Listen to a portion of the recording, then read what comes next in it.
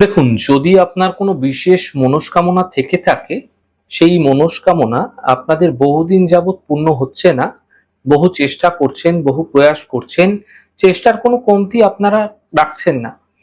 সেক্ষেত্রেও দেখছেন যে আপনার মনস্কামনা পূর্ণ হতে বিভিন্ন রকম বাধা আসছে। এমন ক্ষেত্রে আপনারা কি করবেন? দেখুন, আপনারা ৩রা জুলাই হস্তা নক্ষত্রযুক্ত বৃহস্পতিবার দিনকে সামান্য ঘি, গুঁড়ো চিনি এবং তিল সহযোগে আপনারা লাড্ডু তৈরি করুন এবং ভগবান গণেশজির উদ্দেশ্যে ভোগ অর্পণ করুন। এবং আপনার যত বয়স রয়েছে সেই অনুসারে আপনি গণেশজিকে লাড্ডু অর্পণ করবেন। ধরুন, যদি আপনার বয়স রয়েছে 40, তাহলে 40টি লাড্ডু আপনারা দিতে পারেন। এই প্রক্রিয়া পরপর বেশ কয়েকটি বৃহস্পতিবার আপনারা করে যাবেন।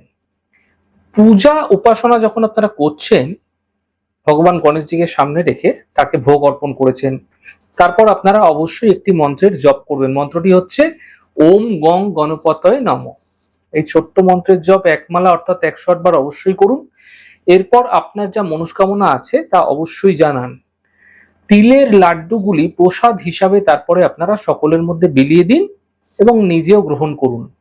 যদি এই প্রক্রিয়া পরপর বেশ কয়েকটি বৃহস্পতিবার করে যাচ্ছেন, এতে আপনার মনস্কামনা পূর্ণ হতে গিয়ে যে বাধা আসছিল, যে বিঘ্ন আসছিল, তা ধীরে ধীরে দূর হতে আপনারা দেখতে পাবেন।